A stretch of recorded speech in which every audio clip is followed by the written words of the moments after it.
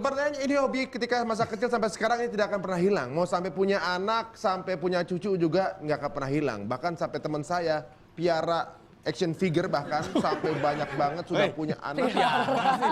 Kok piara koleksi? Iya maksudnya koleksi. Tapi dipelihara kan? Tapi dipelihara. Tapi Dipelihara, dipelihara masih Pelihara dilapor. kan pemikirannya lu kasih makan, lu santunin gitu kan. Oh iya.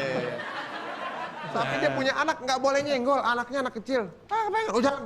Oh begitu sampai anaknya. Karena saking sayangnya dengan action figure. Ya. Nah berikut ini ada seorang pria yang belum lama ini menikah dan ternyata juga memiliki koleksi action figure yang lumayan dan agak berbeda. Bahkan dia nggak cuma superhero aja, villain juga dikumpulin dan juga olahragawan pun dikumpulin. Langsung aja lah dia, Jonathan Frizzy.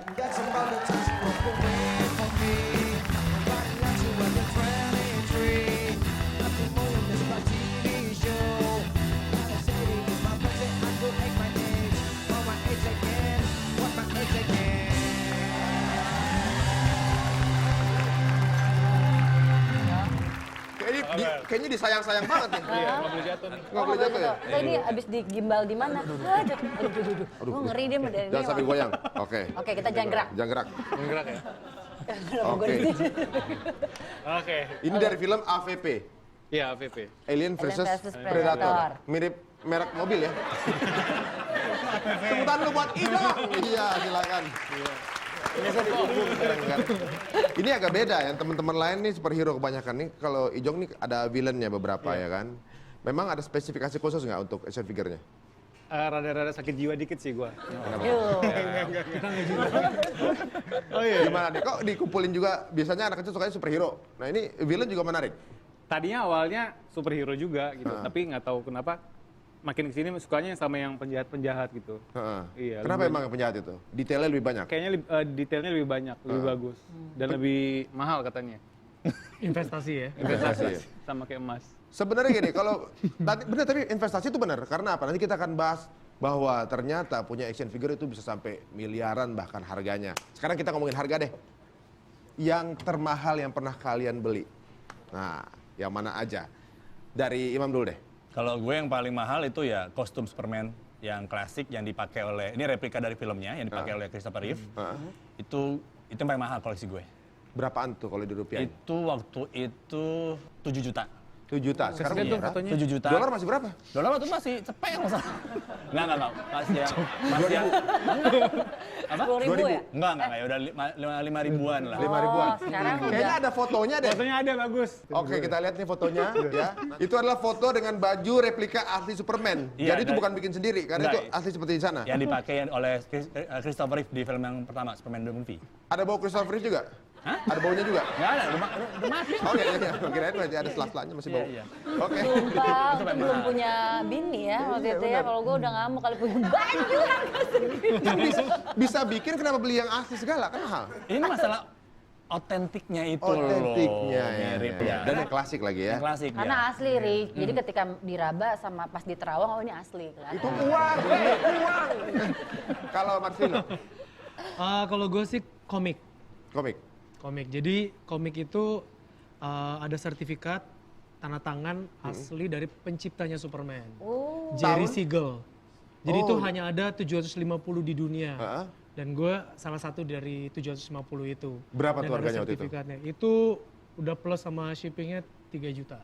3 jutaan. Oh, komik. Komik aja. Ada tanda tangan si Jerry Siegelnya. Si Tapi nggak dibaca nggak? Enggak. Oh nggak dibaca tuh? Iya Cuma dong. buat dikumpulin aja. Iya, jadi kumpulin aja. Nah, Ijong sendiri mana Jong? Paling mahal sih ini Predator. Paling mahal ini, Kedua ini yang basket Michael Jordan. Michael Jordan ini ya. Kalau ini ada nilai khususnya nggak Michael Jordan ini? Ada kan ini limited edition, jadi cuma berapa di dunia sama sekarang juga banyak yang mau beli gitu. Bentar, saya nggak tahu nih action figure mana kayak kotak begini doang. Pelan-pelan. Ya di dalam. Oh di dalam. Iya, ini. Dalam, Oh pelan-pelan. harus bawanya sekotak-kotak. Harus ada ritualnya juga Iya, nih, Ritual ngebukanya juga. bukanya ya, Saya harus dari tahu ya. kanan ke kiri. Aduh. Oke. Nah, Iya. masih dibungkus lagi dalamnya. Michael Jordan ini nggak bisa napas nih kayaknya. Nah, wah dikeluarin. Apa yang membuat ini spesial dan berbeda? Pertama kali Michael Jordan pakai kostum bull. warna hitam dan dia menang juara dunia waktu itu. Ini cuma ada beberapa di dunia. Iya. Ini berapaan harganya? Waktu beli sih itu sekitar 8, sekarang ada yang nawar 12 gitu. Oh gitu? Oh, investasi Wow. bener ya. Oke. Itu berapa nih kalau ini? Ini waktu beli 2 digit sih lumayan lah. 2 digit. Ya berapa? 2 digit. Gak apa-apa. Nah, mengenai pembelanjaan cowok-cowok yang tentunya juga ternyata menyukai hal seperti ini, bagaimana pandangan para wanita? Yuk kita tanya mereka.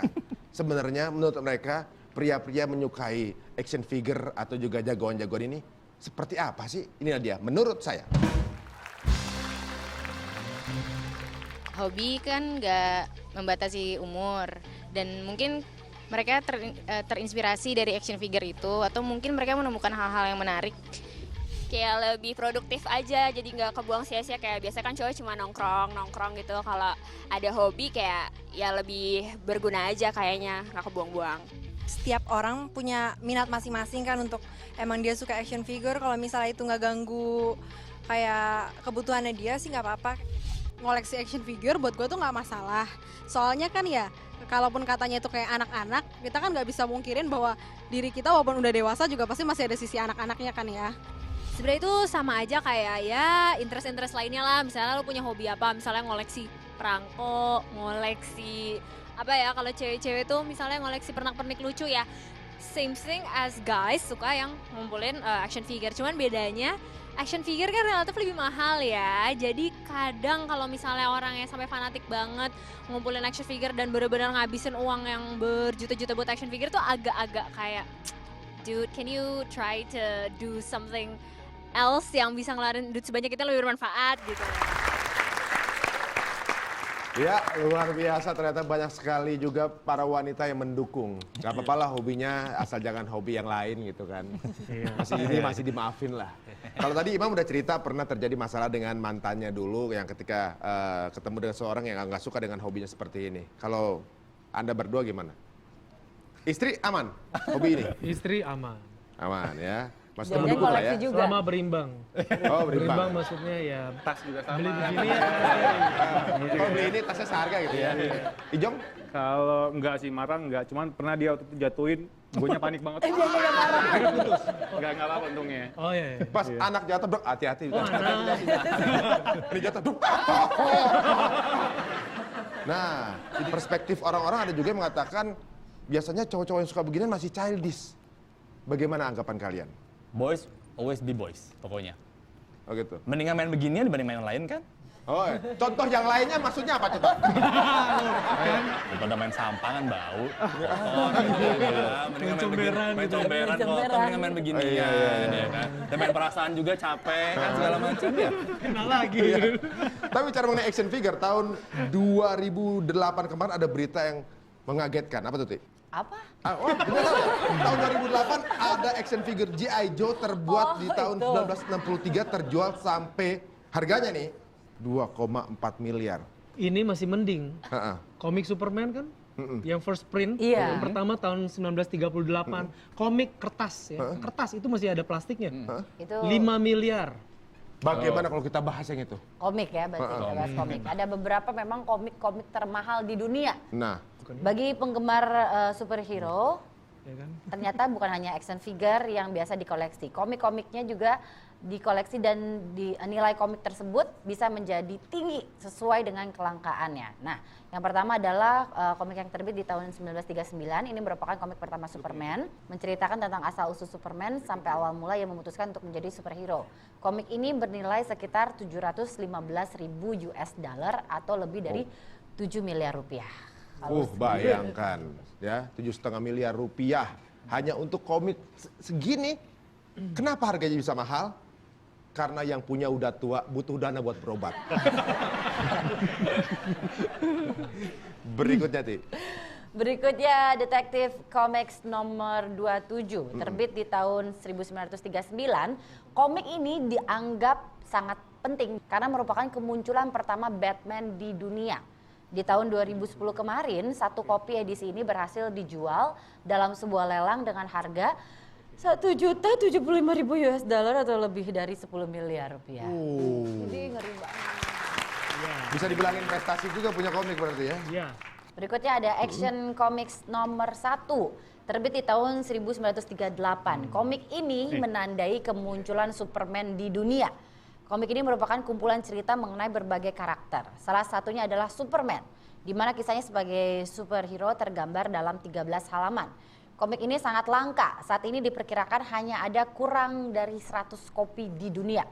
Tahun 2011 kemarin, satu kopi komik ini terjual dengan harga 2,16 juta US dollar atau sekitar 25 miliar rupiah. Dan ini menjadikan komik termahal di dunia.